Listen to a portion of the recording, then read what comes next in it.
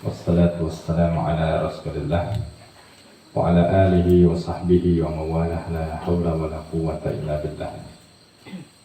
Rabbana syrah lana sudurana wa yassir lana umurana wahlul 'uqdatam min alsinatina yafqahu qawlana. Allahumma anfa'na bima 'allamtana wa 'allimna ma yanfa'una wa zidna 'ilman wa 'amalan wa khasyatan ya rabbal alamin. Baik, kita lanjut ikhlas sekalian. Sekarang adab yang ketiga, yaitu adab kepada sesama makhluk, adab kepada kerabat kita, tetangga kita, orang-orang yang berinteraksi dengan kita dalam sehari-hari. Apa definisi akhlak kepada sesama makhluk? Ya, kita lihat. Fadhal, berdoa. Bismillah. Amal adabu ma'al khalqi fa innahu mu'amalatahum bi makarimil akhlaqi wa muhasanus sayyid Mahasinus syiyam wa muhasanus syiyam wa in zalahum munaziluhum ala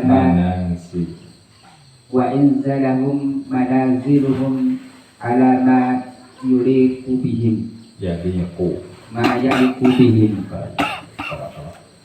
innahu kama qalu.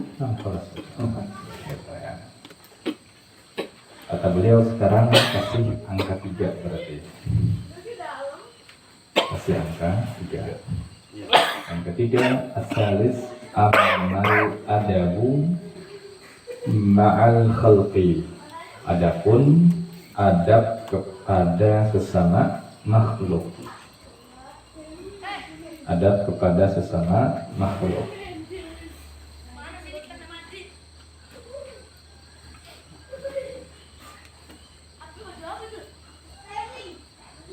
Ya, apa itu? Kata beliau, fa innahu muamalatuhum adalah kita muamalatuhum berinteraksi dengan mereka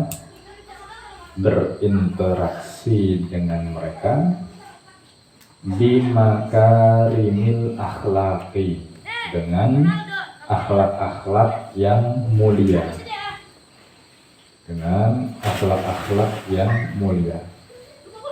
Kita berinteraksi dengan mereka di makarimil akhlak, dengan akhlak-akhlak yang mulia. Wa mahasinis syaimi, dan juga kita berinteraksi dengan mereka dengan syaim. Apa syaim? Sifat. Partisipal sifat, ya, dengan sifat yang mulia. Mahasin, dengan sifat-sifat yang baik. Kita berinteraksi dengan mereka, dengan orang lain, dengan akhlak yang mulia, dengan sifat-sifat yang baik, serta yang paling penting, wa inzaluhum manazilahum ala ma yaliqu bihim. Kita inzaluhum, menempatkan mereka, memposisikan mereka, manazilahum ala ma yaliqu bihi, ala ma yaliqu, sesuai dengan manazilahum, kedudukan mereka, sesuai dengan posisi mereka. Yang ketiga paling penting, yaitu memposisikan orang lain sesuai dengan posisinya, sesuai dengan kedudukannya. Ini akhlak atau adab kepada sesama makhluk. 3 hal berarti. 1, kita dalam berinteraksi dengan mereka harus menyertakan akhlak-akhlak yang mulia. Itu 1. Yang kedua, dalam berinteraksi dengan mereka kita harus menghiasi dengan adab-adab yang baik, sifat-sifat yang baik. Serta yang ketiga, yaitu kita memposisikan mereka sesuai dengan posisi mereka, kedudukan mereka. Nah ini poin yang ketiga, kadang banyak kita lewati hanya karena kita nggak suka dengan person tertentu, kita nggak suka dengan ahli ilmu tertentu, kita nggak suka dengan ustadz tertentu. Terkadang lidah ini mudah merendahkan sosok tersebut. Ada orang tadi tetap ahli ilmu, meskipun kita nggak suka. Orang tersebut tetap sosok ustadz, meskipun kita nggak belajar kepada mereka.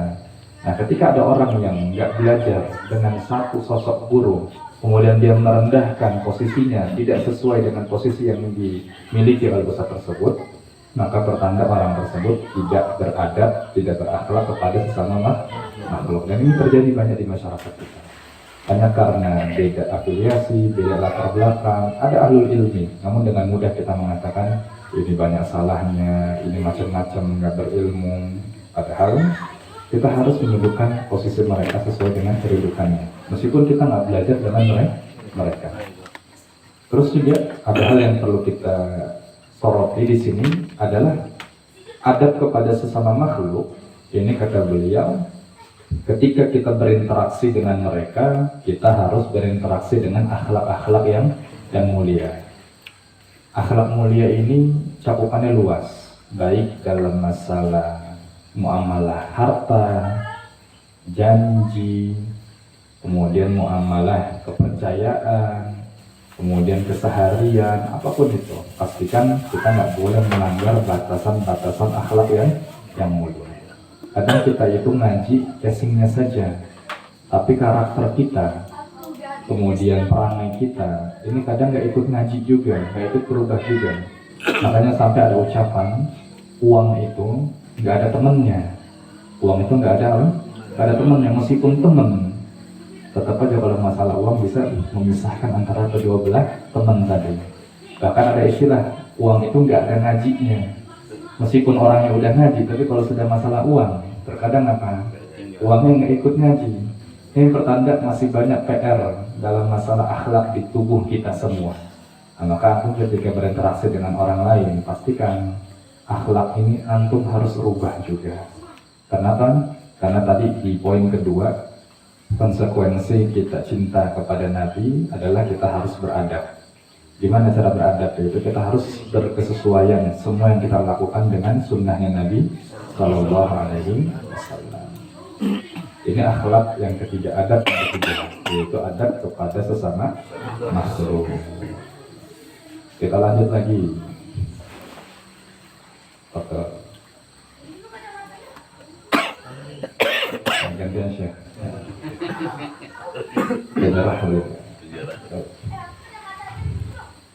Bismillahirrahmanirrahim. Qala al-musannif waffaqahu Allah ta'ala, innahu kama qalu al-ittisafu bil akhlaqil jamilati wal ihtirazi amma yuqabiluha min safasifil umur. Wa in syi'ta faqul wasti'malu ma yuhmadu qawlan wa fi'lan wajtinabu ma yu'adu bihi. وهذا النوع هو محور الحديث في هذه الوريقات. Masih tentang adab kepada sesama makhluk. Jadi 3 baris atau 3 paragraf yang kita baca selanjutnya ini masih berkaitan dengan apa? Adab akhlak kepada sesama makhluk. Apa kata beliau tentang definisi adab kepada sesama makhluk? Innahu kama qalu. Sesungguhnya dianya kembali kemana? Adab kepada sesama makhluk. Sesungguhnya maksudnya adab kepada sesama makhluk. Kama qalu, sebagaimana yang disebutkan oleh para ulama. Sebagaimana yang disebutkan oleh para ulama adalah al-ittisafu bil akhlaqil jamilah. Kita ittisaf, berperangai, kita ittisaf berperangai bil akhlaqil jamilah, dengan akhlak-akhlak yang mulia, dengan akhlak-akhlak yang indah. Kita berperangai dengan akhlak-akhlak yang mulia, serta wal ihtirazu amma yuqabiluha min safasifil umur, serta ihtiraz. Bagaimana ihtiraz? Ibti'ad.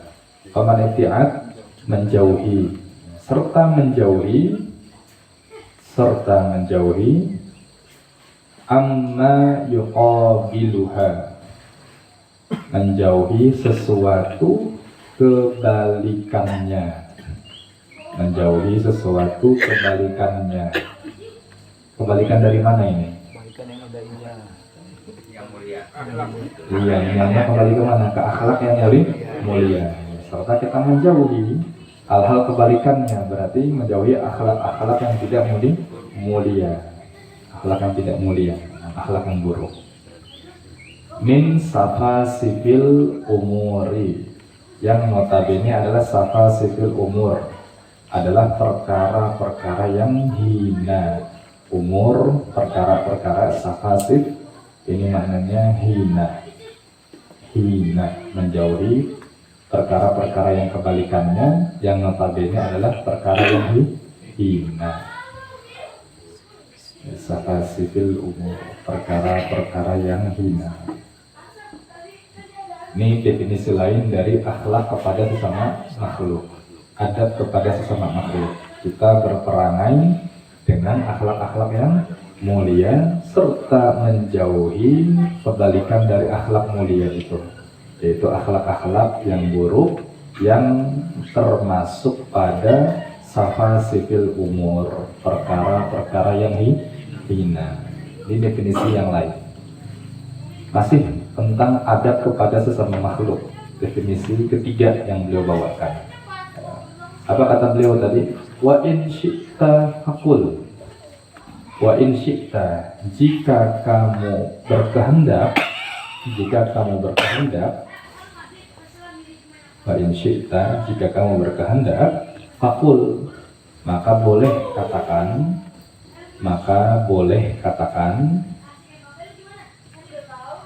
Ini tentang definisi apa masih? Tentang definisi akhlak kepada sesama makhluk.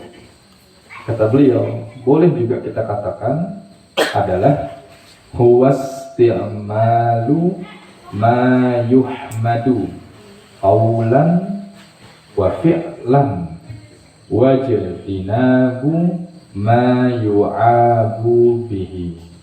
Kata beliau bisa juga dengan huwasti'malu, kita berakhlak, kita berperangai, berakhlak ma yuhmadu, dengan hal-hal yang terpuji. Kita berperangai dengan hal-hal yang terpuji, baik qaulan wa fi'lan, baik ucapan maupun perbuatan. Qaulan, ucapan, fi'lan, perbuatan. Kita isti'amal, berakhlak dengan ma yuhmadu. Tadi saya terjemahkan apa? Hal-hal yang terpuji. Iya, dengan hal-hal yang mulia, baik bentuknya qaulan, ucapan, wa fi'lan, atau perbuatan. Itu satu. Yang kedua, wajtinabu ma yu'abu bihi. Kedua, menjauhi, serta menjauhi, ijtinab. Apa makna ijtinab? Menjauhi. Jangan ngamukan yang ditulis. Ijtinab maknanya apa? Menjauhi ma yu'abu, yaitu sesuatu yang menjadi aib, menjadi keburukan dari akhlak tersebut. Jadi kalau kita tahu ada hal yang bisa menjadi aib bagi kita, bagi kita menjadi kekurangan, maka ijtinab, dijauhi. Itu definisi akhlak yang baik kepada sesama makhluk. Kita berperangai dengan hal-hal yang terpuji, baik sifatnya ucapan maupun perbuatan, serta kita menjauhi hal-hal yang dapat menjadi aib bagi kita. Menjauhi hal-hal yang bisa menjadi aib bagi kita. Dan kata beliau di baris terakhir, wahadzan naw'u, dan jenis ini, jenis yang keberapa yang belum maksud ini? Jenis yang ketiga, ya. Wahadzan naw'u, maksudnya wahadzan naw'u tsalisu, dan jenis ketiga ini huwa mihwarul hadisi, adalah pokok pembicaraan. Mihwar kita terjemahkan dengan pokok, hadis pembicaraan, pokok pembicaraan fi hadhil uraiqati. Dan jenis ketiga ini yang menjadi pokok pembicaraan pada lembaran-lembaran kecil ini. Uraiqat itu jamak dari uraiq. Uraiq itu bentuk asgir, bentuk kecil dari waraqah. Waraqatun atau waraqun maknanya kertas. Kalau uraiq berarti lembaran atau kertas-kertas kecil. Kertas-kertas kecil. Ya, jadi poin ketiga ini yaitu adab kepada sesama makhluk, ini yang menjadi pokok pembicaraan, yang menjadi pembahasan yang terbesar yang beliau angkat dalam kitab ini. Ini menunjukkan sekali lagi seperti yang tadi kita sebutkan bahwa adab kepada sesama makhluk ini cakupannya pembahasannya lebih luas ketimbang adab kepada Allah dan adab kepada Nabi SAW.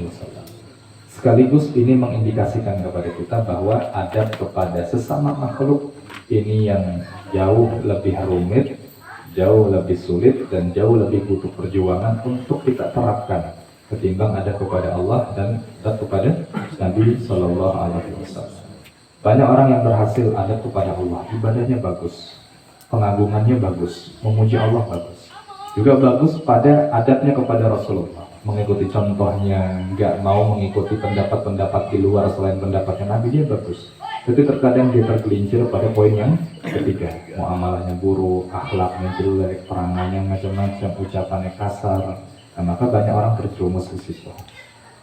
Tapi kalau orang yang buruk perangainya, memang terkadang dia buruk juga pada adab Allah, buruk juga kepada adab kepada Nabi, sehingga ini nggak heran. Tapi terkadang yang luar biasanya, orang yang sudah beradab kepada Allah, adab kepada Nabi, namun dia tergelincir pada poin ketiga.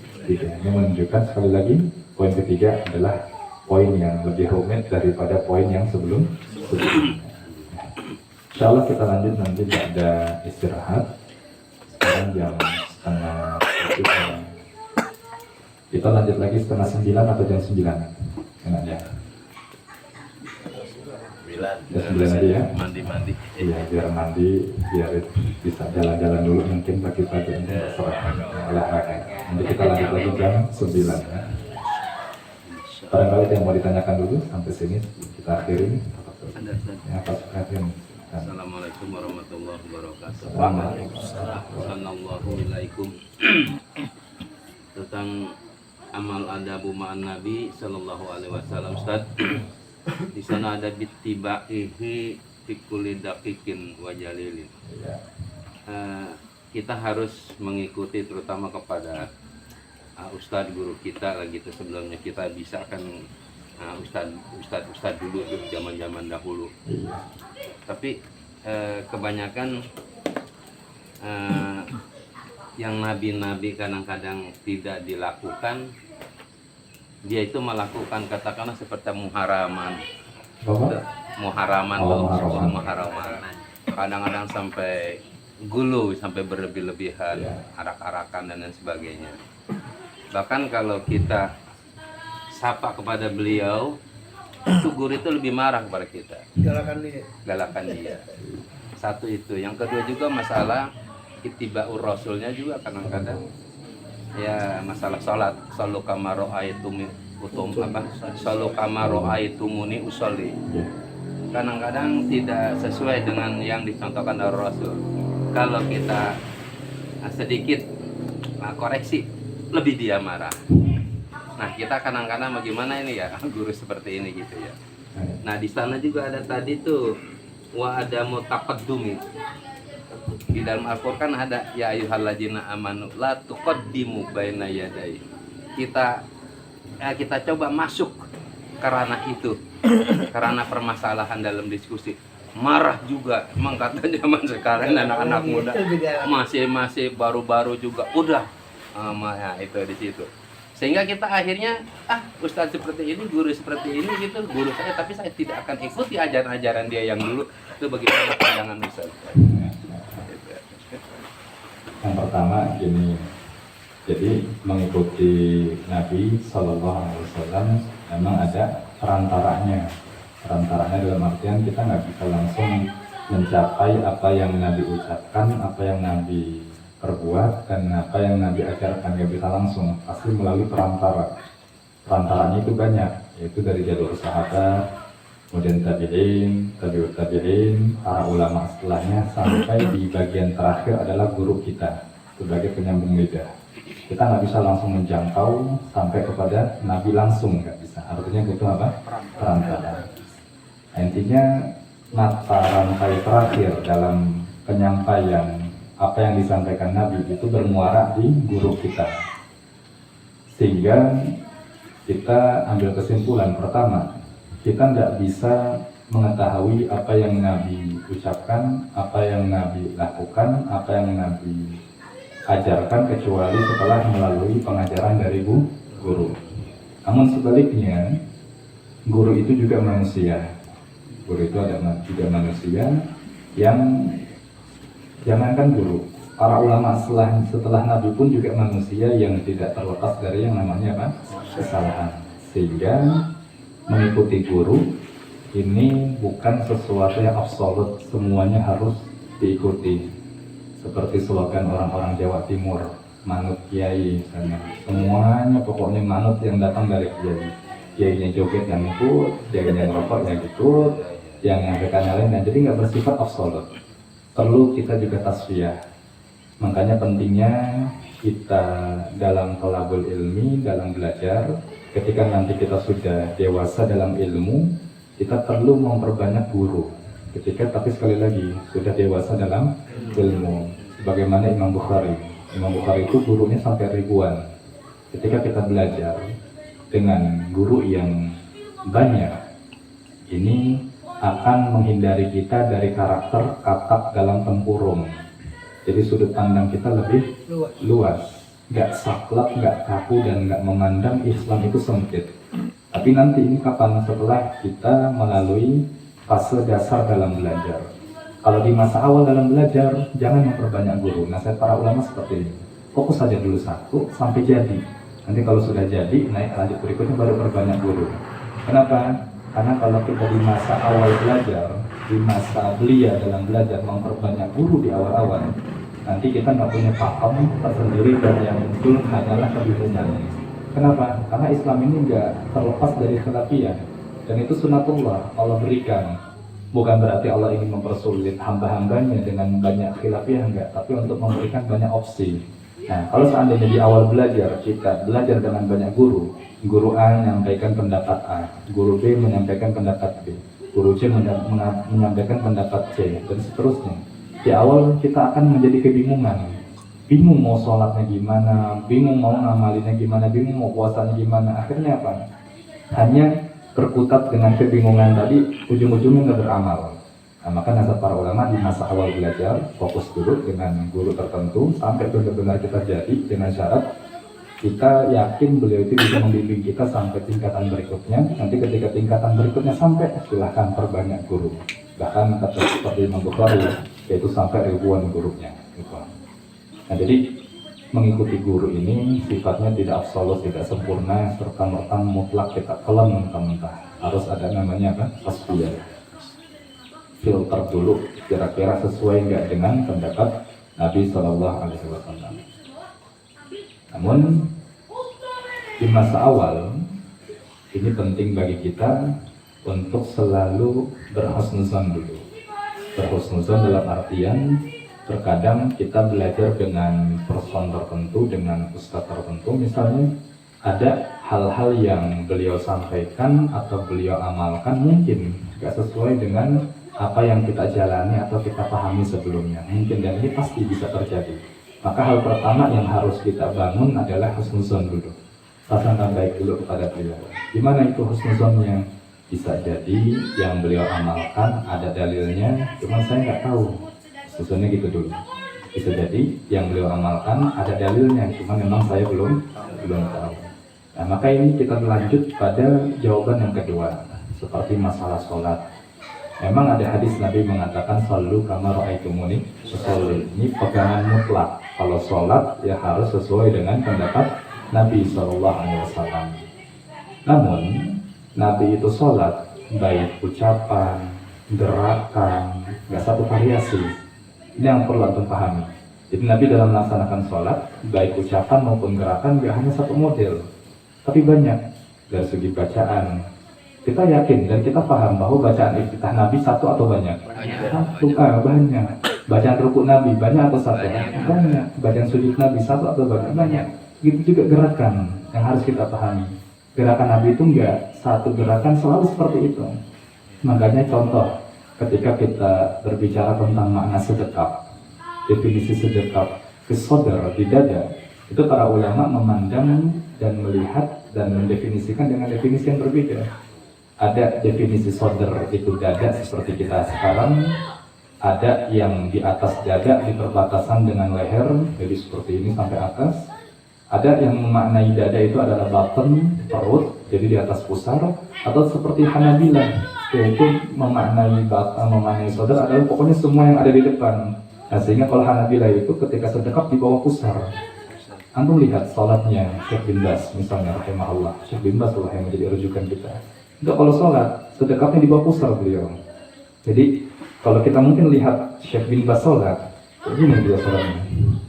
Ini kalau kita lihat beliau, mungkin kita beranggapan Syekh bin Bas dan Rumi misalnya. Kayak gitu melihatnya. Tapi yang harus kita yakini adalah Nabi sebagaimana bacaannya bervariasi, gerakannya juga bervariasi. Nah, sehingga kita harus rubah persepsi kita. Jangan kita beranggapan shollu kama ra'aitumuni usolli, sholatnya Nabi itu cuma satu blok, enggak, tapi banyak. Nah, makanya sifat judul kitab, sifat sholat Nabi itu banyak. Yang kontemporer saja, yang sering kita gunakan saja itu banyak. Seperti misalnya sifat sholat Nabinya.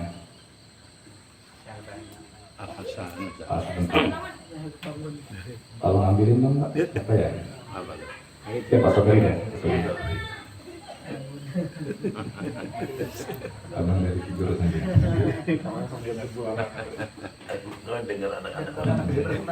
Ya, balik lagi.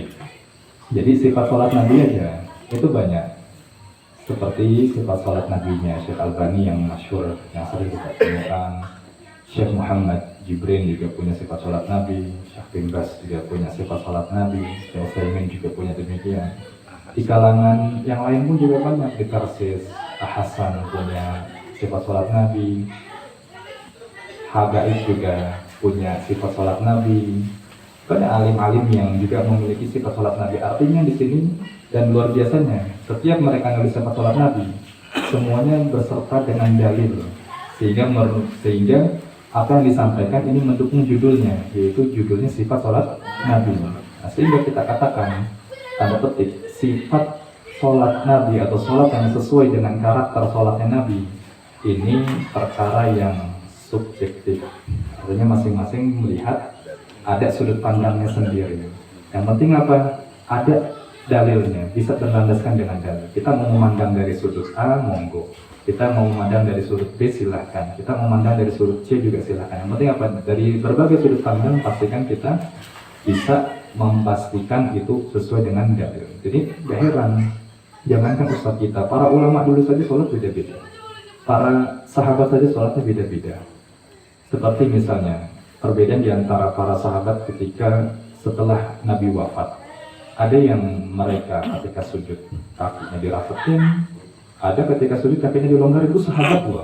Apalagi di zaman sekarang. Nah, maka ini menunjukkan bahwa sebagaimana bacaan Nabi variasi, gerakan salat Nabi juga bervariasi.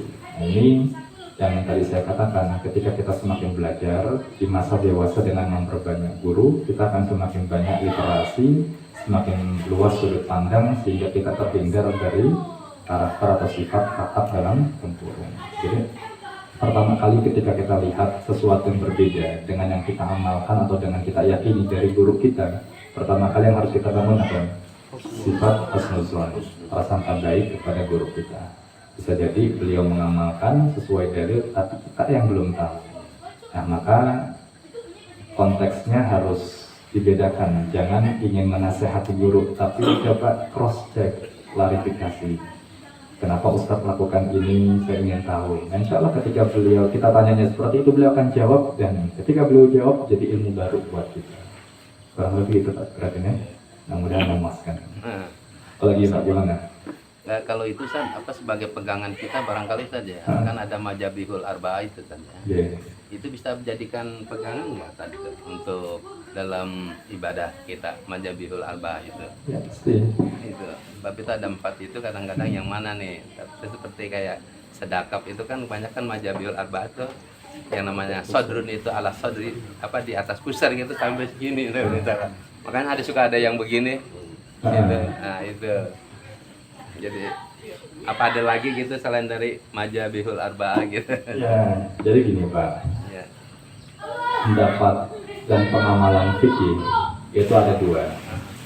Ada pendapat fikih yang melalui mazhab dan ada pendapat fikih yang melalui asar. Makanya pendapat fikih itu ada dua mazhab. Mazhabnya fuqaha, mazhabnya ahli fikih, dan mazhabnya ahlul hadis. Nah, kalau mazhab fuqaha, mazhabnya ahli fikih, itu mazhab yang kita kenal, yang paling besar ada 4, yaitu dari Imam Abu Hanifah, Malik, Syafi'i, dan Hanbali, Imam Ahmad bin Hanbal. Itu mazhab dari fuqaha, berlandaskan mazhab fikih. Nah, ada juga mazhab berdasarkan mazhab ahlul hadis, artinya mereka nggak berpegangan dengan mazhab-mazhab yang tadi, namun langsung kembali kepada hadis, seperti kitab Bulughul Maram, Umdatul Ahkam. Itu mazhab yang menggunakan atau mazhab ahlul hadis. Intinya itu adalah metode yang tujuannya adalah sama-sama ingin ibadahnya sesuai dengan contoh Nabi SAW. Bedanya apa? Kalau satu ingin murni langsung tekstual dari hadis, mengesampingkan pendapat para ulama setelahnya. Yang kedua, ini karakter atau metode yang lebih berhati-hati. Karena kalau kita langsung kembali ke hadis dengan pemahaman kita, ini rentan sekali blunder dalam memahami. Maka diambillah pendapat para ulama yang bisa mengolah itu sebagai bentuk kehati-hatian.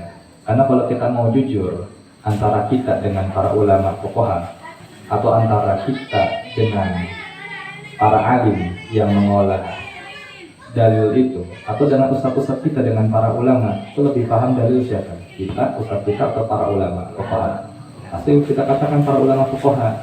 Sehingga sebagai bentuk kehati-hatian, ada yang ingin menerapkan fikih dengan cara metode fuqaha, yaitu memahami hadis dengan penjelasan para ulama terlebih dahulu sebagai itu. Nah, makanya apapun yang kita amalkan, mau dari salah satu madzhabul arba'ah atau kita mau tanpa mazhab sekalipun, silakan. Yang penting kita punya satu tujuan yang sama, tanggung jawab yang sama, yang kita laksanakan harus sesuai dengan dalil yang ada atau sesuai dengan contoh dari Nabi SAW. Namun ada hal yang perlu kita pahami terkait pengamalan dan belajar tentang pengamalan fikih. Jadi para ulama menyebutkan kalau konteksnya belajar fikih, belajar ya, bukan mengamalkan, itu anjuran mereka agar kita mempelajari fikih melalui salah satu dari 4 mazhab dulu. Kalau mau belajar, kalau kita mau belajar, bagusnya adalah akan melalui salah satu dari mazhab tertentu. Dari 4 mazhab itu kita pilih salah satu. Pilihan kita bagaimana caranya memilih, yaitu berpatokan dengan mazhab mayoritas yang digunakan di negara kita. Kata para ulama gitu. Kalau kita tinggal di Saudi, ya berarti kita harus mayoritas ikutin mayoritas, ngamalin Hanbali. Kalau kita di Asia Tengah, Turki atau negara pecahan Soviet itu negaranya Hanafi. Maka kita belajar Hanafi di sana. Kalau kita seandainya tinggal di daerah Maghrib, Maroko, Jazair, itu mayoritas adalah Maliki. Maka ya kita kalau tinggal di sana belajarnya juga Maliki. Kalau kita tinggal di Malaysia, Indonesia, Brunei, Mesir, Yaman, yang mayoritas adalah Syafi'i, maka kita harus mengikuti belajar mereka. Kenapa kita harus sesuai dengan mazhab yang ada di negara kita? Karena ini ada beberapa alasan. Satu, mencari gurunya jauh lebih mudah. Kalau kita memilih mazhab yang sesuai dengan mayoritas negeri kita, cari gurunya mudah. Kita sekarang di negara yang mayoritas Syafi'i, mau belajar fikih Syafi'i mudah dari gurunya. Tapi kalau kita di mayoritas Syafi'i, belajar inginnya Hanafi biar keren misalnya, antum nggak akan nemu ini gurunya, sulit. Atau mau belajar Maliki biar keren katanya gitu, kita sulit. Itu satu, nyari gurunya lebih mudah. Yang kedua, kalau kita belajar sesuai mazhab mayoritas negeri, penduduk negeri yang kita tinggal, ini kata para ulama untuk meminimalisir gesekan-gesekan yang terjadi. Ketika kita sesuai dengan ibadah mayoritas penduduk negeri, mazhab mereka, ini akan meminimalisir gesekan-gesekan terjadi. Maka pilih sesuai dengan apa yang menjadi mayoritas mazhab. Nah, balik lagi. Jadi kalau dalam belajar, para ulama kita menyebutkan disarankan belajar itu melalui jalur mazhab. Kenapa? Karena kalau dari jalur fikih mazhab itu satu lebih terstruktur, yang kedua lebih memudahkan, yang ketiga ini bentuknya tinggal matangnya saja dulu. Orang yang belum bisa masak, agar dia bisa makan, ngapain? Masak dulu atau tinggal makan bagusnya? Ya, tinggal makan. Nah kita belum ngerti apapun, usul fikih belum ngerti, qawaid fikih belum paham, mustalah hadis belum belajar, masih mentah lah kita. Maka untuk bisa ngambil fikih, udah langsung dari mazhab dulu saja. Itu matangnya. Nah, nanti kata para ulama, ketika pengamalan tadi belajar, ketika pengamalan mau ngamalin ibadah, ini kita boleh tidak terpaku dengan mazhab. Jadi gitu. Antara pengamalan dengan belajar berbeda. Kalau belajar ya harus dari jalur mazhab. Tapi kalau mau mengamalkan, cari yang kira-kira lebih kuat secara dalil. Kalau ternyata yang kita pelajari di Syafi'iyah nggak terlalu kuat atau kondisinya lebih sulit dari mazhab yang lain, maka kita boleh amalkan mazhab yang lain. Seperti apa? Di mazhab Syafi'i, jual beli itu akadnya harus disebutkan. Akadnya harus disebutkan. Saya jual handphone ini seharga 200.000. Saya beli handphone ini seharga 200.000 tunai sah, harus gitu Pak. Kita kan ribet kalau merasakan itu sekarang ke tukang cabai atau beli permen doang harus pakai akad begitu kan lama.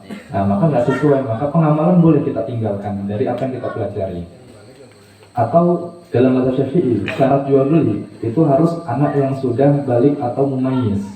Jadi kalau zahid ke warung beli garam itu nggak sah jual belinya, sehingga apa? Anak kalau pakai garam dari hasil belinya zahid haram garamnya, karena jual belinya nggak sah.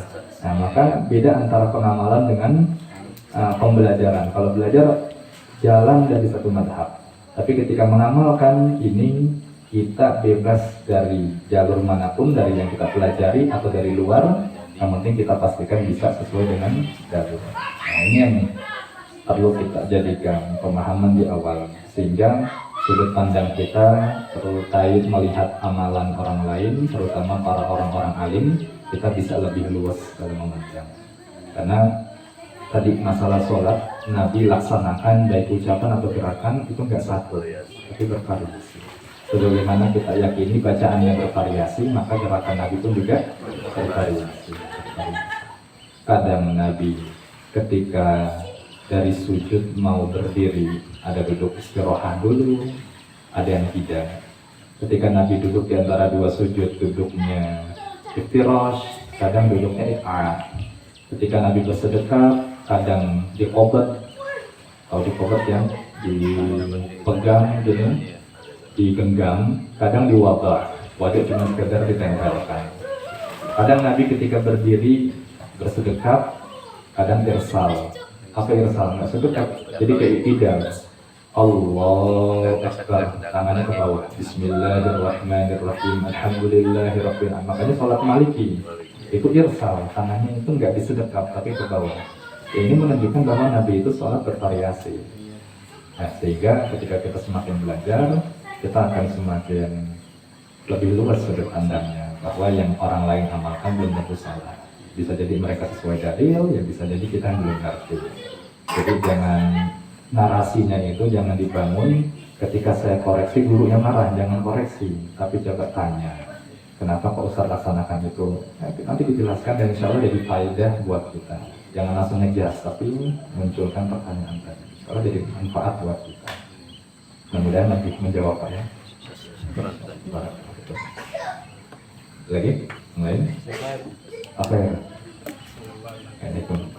Menyambung tentang pengamalan yang bervariasi tadi, apakah kita juga bisa seperti itu? Ya. Kalau kita mau mengamalkan bervariasi boleh. Karena tadi apa yang kita amalkan Allah alam itu harus sesuai atau bisa dipertanggungjawabkan sesuai dengan apa yang dilakukan oleh Nabi Sallallahu Alaihi Wasallam. Kadang kita bosan sholatnya itu sedekatnya di atas besar boleh gitu. Bosan lagi di dada. Yang misalnya jadi seperti itu. Kadang kita ngangkat tangan sepunda, kadang sebawah telinga. Nah ini boleh. Namun ada yang anak kritisi ketika ngangkat tangan. Kadang kita dapati teman-teman itu ketika mau angkat tangan, ini mohon maaf, mau sholat sunnah, memang sebagian kita berpemahaman sholat itu diawali langsung dengan takbiratul ihram. Tapi terkadang teman-teman itu masih jalan, udah Allah Akbar. Nah ini nggak boleh, jadi belum berhenti udah Allah. Banyak nggak kayak gitu? Banyak. Harusnya apa? Antum diam dulu. Kondisi siap, membangun kekhusyuan. Baru antum takbir. Bahkan kalau antum dirasa belum khusyuk, antum kondisikan dulu hatinya agar khusyuk, baru antum takbir. Jangan masih jalan. Kadang takbirnya juga nggak lengkap, cuma segini. Nah, ini hati-hati. Bukan cuma masuk, terkadang sholat sunnah juga gitu. Habis pikir masih jalan, sudah angkat tangan. Nah, jadi variasi boleh. Namun yang penting kita pastikan itu sesuai dengan apa yang dilakukan oleh Nabi Sallallahu Alaihi Wasallam. Dan nanti juga tergantung dari keadaan, Pak. Kadang ada keadaan yang mendukung, ada yang tidak. Seperti masalah zakat fitr dengan uang, zakat fitr dengan uang. Ya afdolnya atau mayoritas pendapat ulama zakat fitr ya dengan makanan pokok. Ya kalau kita beras ya berarti dengan beras. Tapi ada sebagian pendapat ulama yang membolehkan dengan uang. Ya, artinya kalau kondisi nggak memungkinkan dengan beras, artinya orang-orang kita di zaman sekarang ketika lebaran lebih butuh uang daripada beras. Nah, maka boleh orang yang berzakat itu dengan uang. Dilihat dari kondisi. Jadi pertama bisa dipastikan yang kita amalkan sesuai dengan yang Nabi lakukan meskipun bervariasi. Yang kedua dilihat dari kondisi. Seperti tadi anak kecil di mazhab Syafi'i jual beli haram, nggak boleh, nggak sah. Maka ya kita boleh ganti dengan pendapat yang lain. Yang anak kecil boleh jual beli. Nanti kalau gitu Pak Darto ke warung nyuruh fakir, Abu Fauzan nyuruh sahel, nggak sah jual belinya. Kadang masih belum balik. Kurang lebih gitu Pak ya. Yang lain? Lagi? Taruh di? Nah, terjemahin.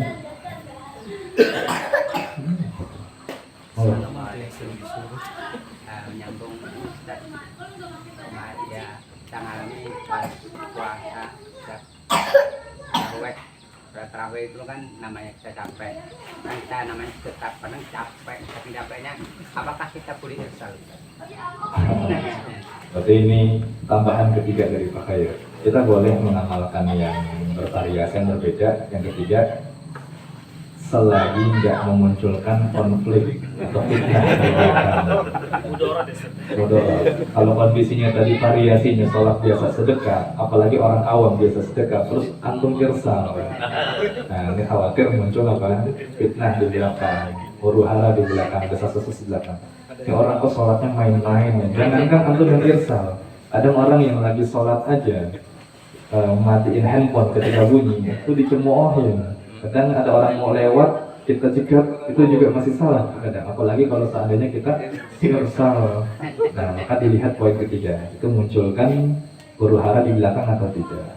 Kalau seandainya itu nggak munculkan, ya monggo saja silahkan, selagi tadi bisa dipertanggungjawabkan secara dalil. Jangankan masalah gerakan, kita yang belajar kiroat saja, kiroat sab'ah, kiroat asyarah, itu boleh mengamalkan kiroat asal nggak menjadi mudarat, nggak jadi fitnah di makmum.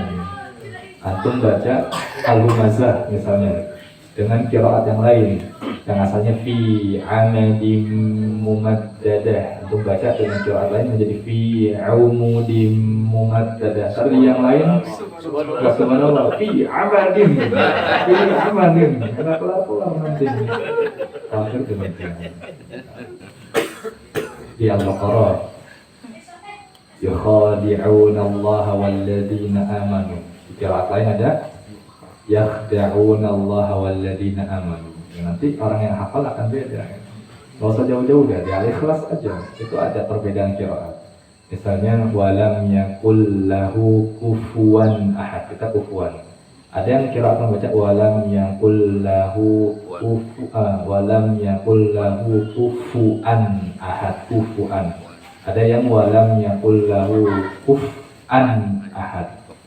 Ada yang kayak gitu. Nah, nanti kalau orang yang mempraktekkan qiraat di tengah awam, nah, maka diprotes nanti di belakang. Boleh kita amalkan ketika nggak terjadi fitnah ulahnya ngarang. Nggak jadi lagi imam itu dah. Kalian capek kan namanya lama kan, kita udah pegel kerja mau sampai saya udah gini. Diikat kali Pak. Diikat loh. Atau marbatul megangin. Ya, tadi ada lagi?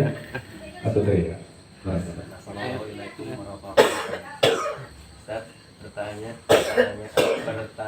kenapa orang yang mempunyai adab kepada Allah, kepada Rasul itu lebih baik, dan dia tidak mempunyai adab, mungkin kurang sesama manusia makhluk, dia sulit untuk kita luruskan. Dan adapun orang yang sedikit minim adab kepada Allah, kepada Nabi, dan dia tinggi adab kepada sama, tapi mudah kita luruskan dalam kesalahan. Kenapa? Ya. Karena gini Pak, adab kepada Allah dan adab kepada Rasul itu sesuatu yang sudah menjadi fitrah manusia. Fitrah manusia itu kata Nabi, kullu bani Adam, kullu mauludin yuladu ala fitrah. Semua anak Adam itu yang dilahirkan terlahir dalam keadaan fitrah. Apa sih makna fitrah? Yaitu condong kepada peribadahan, ketauhidan kepada Allah. Jadi tanpa sebenarnya disuruh dipaksa, secara fitrah manusia itu pasti inginnya menyembah Allah. Makanya orang-orang musyrik, bahkan orang-orang ateis, bahkan orang-orang yang kafir, ketika ditanya siapa yang menciptakan langit bumi, siapa yang menciptakan laut, tapi mereka layakulun Allah, mereka mengatakan semuanya menciptakan adalah Allah. Jadi secara fitrah, makanya orang yang bermasalah di adab kepada Allah dan bermasalah di adab pada Rasul ini lebih mudah dikoreksi, lebih mudah diperbaiki karena secara fitrah. Tapi kepada manusia kenapa sulit? Ya karena memang tabiat seperti itu. Belum lagi jika dibumbui dengan hawa nafsu, apalagi kalau ada kepentingan, apalagi kalau ada keuntungan-keuntungan di situ. Nah, maka jadi fokus antum adalah bagaimana antum bisa mempelajari, mempraktekkan dan meneruskan, melanggengkan adab kepada sesama manusia. Karena itu yang sulit. Tapi kalau ada kepada Allah, ada kepada Nabi, asal antum nggak nyeleneh aja dari fitrah, itu udah bisa antum lakukan. Jadi kurang lebih gitu. Dan tadi tambahan di awal, kenapa adab kepada sesama makhluk itu lebih sulit kita pelajari dan kita praktekkan? Tadi Anda sebutkan, karena nggak ada satu orang pun yang mau dibilang, yang mau disebut sebagai orang tidak beradab. Masalahnya antum ada orang yang ngeselin banget, tapi kalau antum bilang nanti nggak ada adab, marah juga dia. Padahal yang mau beneran nggak beradab. Nah itu tabiat manusia, nggak ada yang mau disebut tidak beradab, sehingga mereka berkeyakinan mereka sudah beradab, sehingga ujung-ujungnya merasa nggak perlu lagi belajar adab. Itu Pak Subri. Karena cuma bikin status dan Status. Nyindir. Enggak ya? adablah sebelum berilmu. Heeh. Langsung dikomentkan. Kadang adab melupakan adab kepada orang-orang yang dicintai katanya. Itu lebih melakukan kepada guru katanya. Hmm. Mungkin belum tahu perbedaannya. Mungkin orangnya belum tahu. Iya. Ya, atau tanyakan ya. Itu mulai resakan aja. Oh, cerita-ceritanya ya. Ya emang gitu, orang yang belum belajar pasti sudut pandangnya semakin sempit dan dia berperilaku, bersikap itu kadang nggak sesuai dengan rambu-rambu syar'i. Makanya kita terus belajar agar apa yang kita lakukan bisa sesuai dengan rambu-rambu syar'i. Tapi yang belum bilang nggak benar itu. Yang belum bilang nggak benar. Ada lagi? Cukup sebentar lagi. Cukup ya. Silakan yang mau istirahat, mau mandi, mau makan, mau olahraga keliling. Nanti kita lanjut lagi jam 9 insyaallah. Sallallahu wasallam ala nabiyina Muhammad wa alihi wa sahbihi ajma'in. Subhanakallahumma wa bihamdika asyhadu an la ilaha illa anta astaghfiruka wa atubu ilaik. Akhiru da'wana alhamdulillahi rabbil alamin. Assalamualaikum warahmatullahi wabarakatuh. Waalaikumsalam warahmatullahi wabarakatuh.